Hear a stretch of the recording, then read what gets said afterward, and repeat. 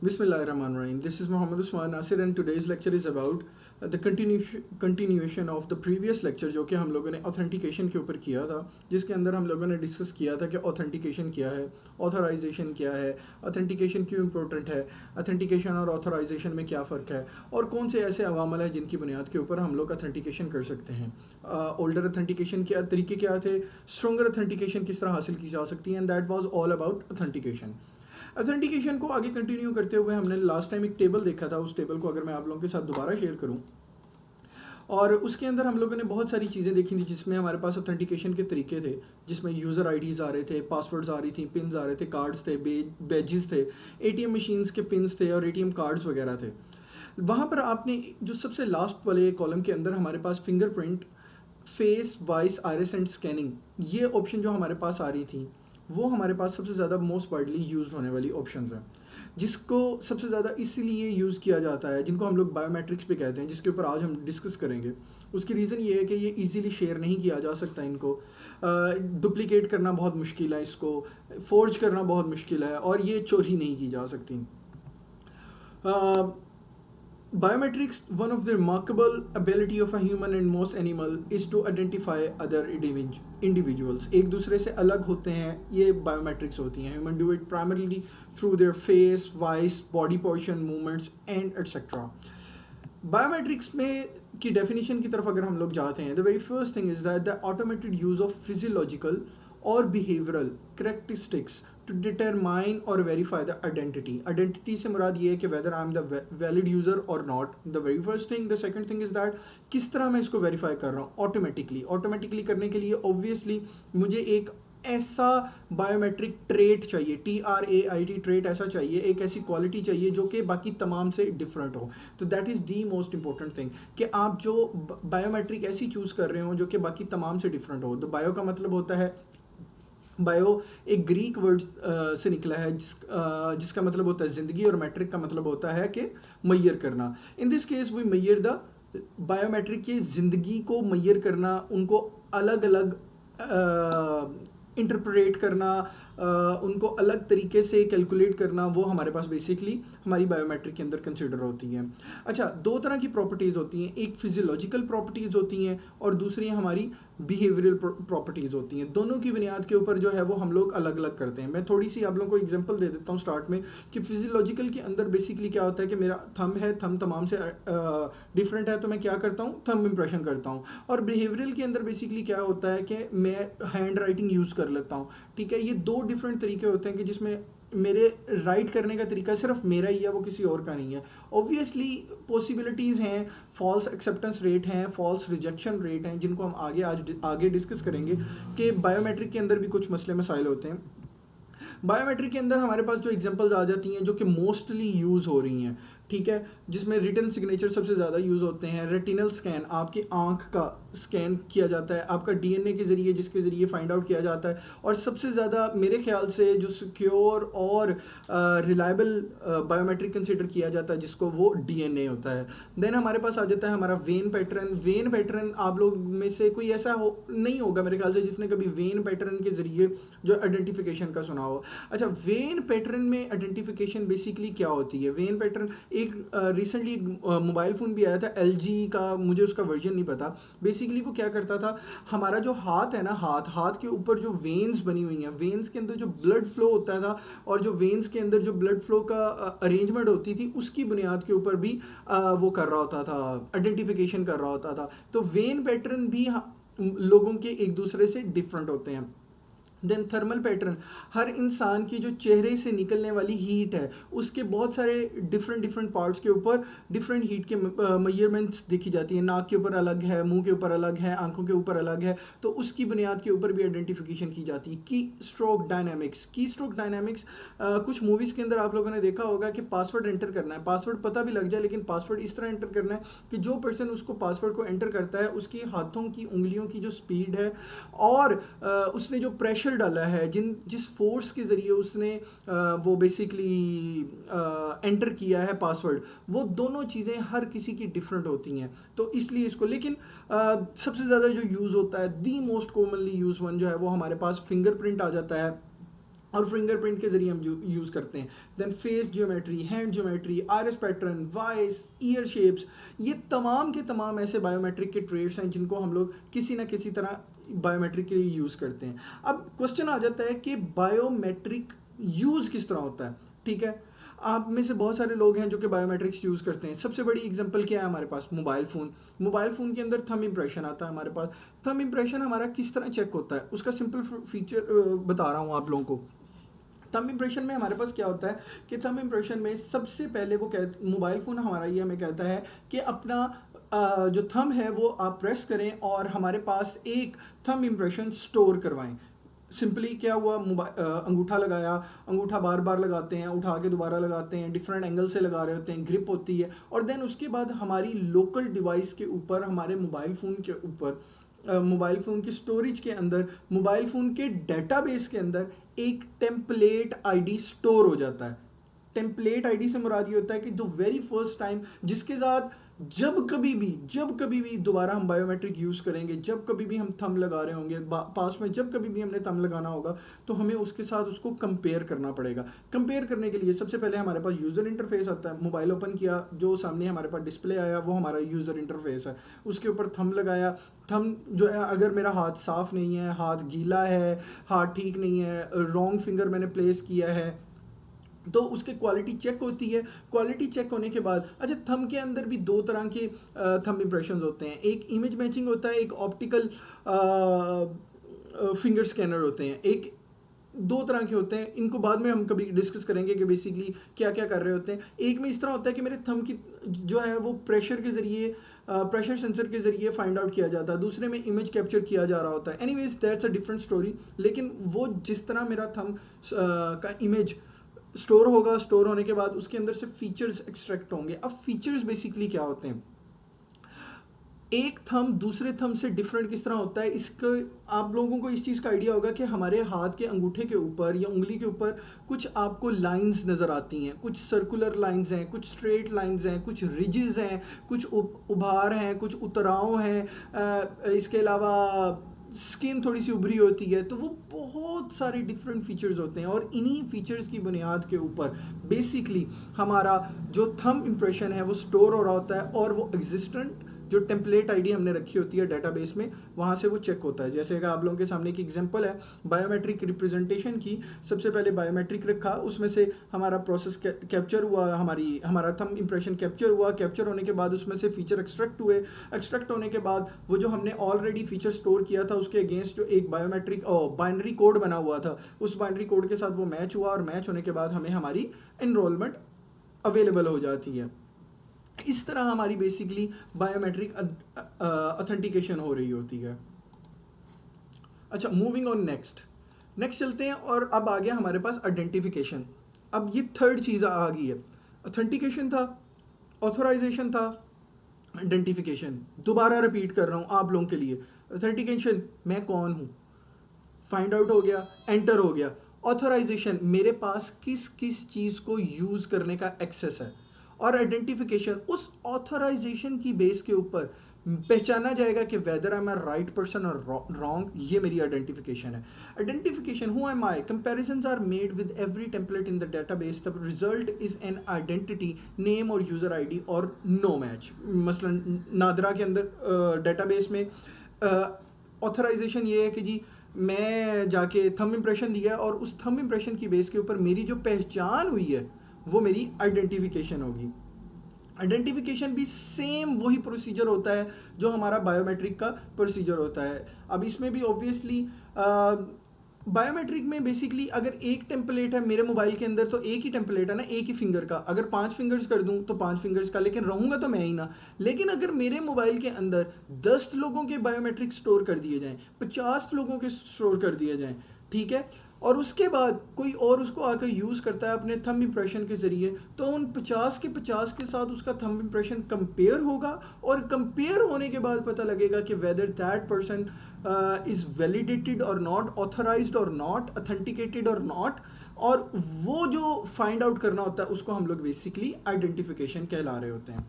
अब आ जाता है ऑथेंटिकेशन और identification.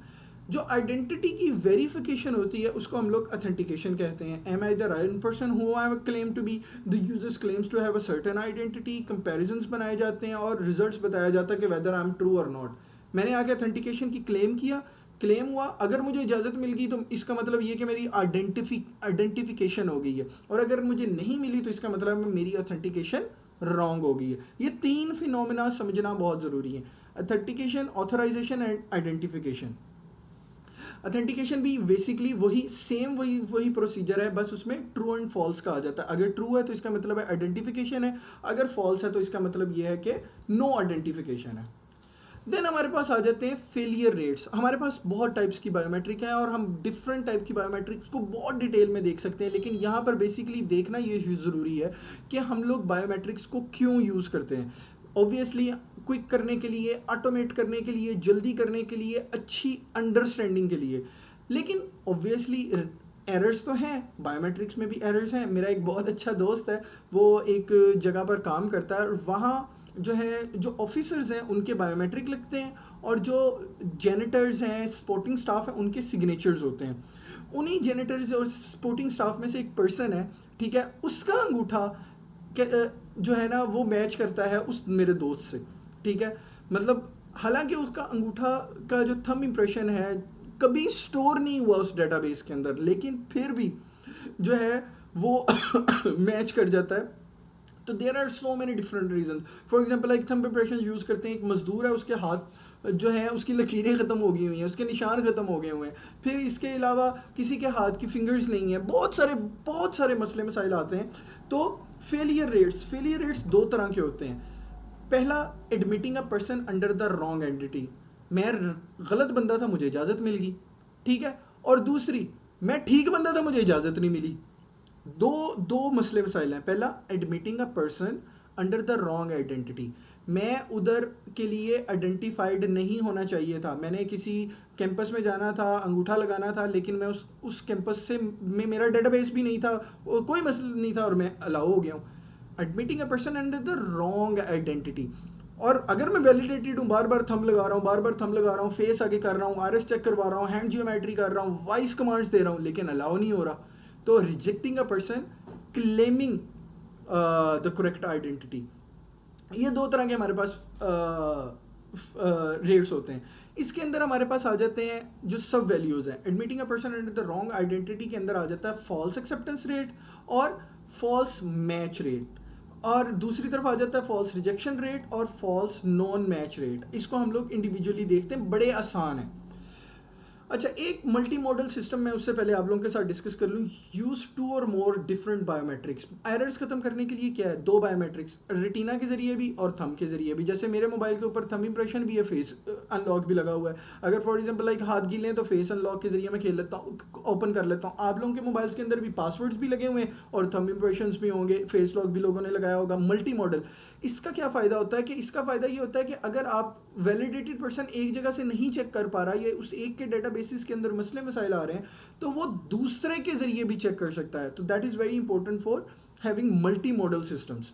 Performance of the biometrics. The different metrics can be used to rate the performance of the biometric factor, solution or application. The most common performance metric are the false acceptance rate and the false rejection rate. अगर हमने देखना है कि कौन सा biometric किस environment के लिए कितना अच्छा है, ठीक है, एक ऐसी इन्वायरमेंट है जहाँ पर हम लोग थंब इम्प्रेशन यूज़ ही नहीं कर सकते. जैसे कि मेडिसिन डेवलपमेंट है. मेडिसिन डेवलपमेंट के अंदर क्या है कि वहाँ पर तमाम लोगों ने ग्लव्स पहन के रखे होते हैं. वैक्सीन डेवलपमेंट है, तमाम लोगों ने ग्लव्स पहन के रखे हुए हैं. वहाँ पर तो हम लोग थंब इंप्रेशन या फिंगर इंप्रेशन या हैंड जियोमेट्री तो यूज़ ही नहीं कर सकते. वहाँ पर क्या होगा, वहाँ पर फेस जियोमेट्री यूज़ हुई है. जैसे कि अभी एक बहुत बड़ा इशू है कि आप लोगों को पता होगा आईफोन 10 से ऊपर या आईफोन एक्स से ऊपर जितने भी आईफोन की डिवाइसेस हैं वो तमाम के अंदर फेस अनलॉक का फीचर है. तो it was becoming mandatory for everyone to wear a mask. जब वो मास्क पहनते थे तो it was very difficult for iPhone to recognise it. तो वहाँ पर फेस अनलॉक का मसला आ जाता था. और हालांकि उस आईफोन के अंदर कोई और मल्टी मॉडल ऑप्शन नहीं है, ऑब्वियसली फिर लॉक के जरिए आप लोगों को उस फ़ोन को ओपन करना पड़ता था, कोड लगा के उस फ़ोन को ओपन करना पड़ रहा होता था. सो बेसिकली हम लोगों ने परफॉर्मेंस ऐसी सिलेक्ट करनी होती है, ऐसा बायोमेट्रिक हम लोगों ने सिलेक्ट करना होता है जिसका फॉल्स एक्सेप्टेंस रेट और फॉल्स रिजेक्शन रेट कम से कम हो। अब ये देखते हैं हम कि बेसिकली फॉल्स एक्सेप्टेंस रेट क्या होता है और फॉल्स रिजेक्शन रेट क्या होता है। सबसे पहले आ जाता है the FAR, false acceptance rate is the probability that the system incorrectly authorised a non-authorized person due to incorrect match of the biometric। false गलत, acceptance का मतलब इजाज़त दे देना, रेट कि कितने गलत लोगों को इजाज़त देने का जो रेट है वो false acceptance रेट है। बड़ी आसानी से the percentage of individual inputs which are incorrectly accepted, this is the definition। कितने परसेंट गलत लोगों को इजाज़त दे दी वो हमारा false acceptance रेट है, और कितने परसेंट ठीक लोगों को इजाज़त नहीं दी वो फॉल्स रिजेक्शन रेट है। That is very simple. How many people that who were allowed to enter और टू बी ऑथराइज्ड और to be identified but could not have done so by the biometric system, that is basically the false rejection rate। So I'm again going to make it simple for you people. The false acceptance and the false rejection: acceptance, the persons that who were not allowed to be identified or authorized or authenticated but were done so, and false rejection rate, who were to be identified or authorized or to be authenticated but were not so। जिनको करना था उनको नहीं किया, false acceptance rate.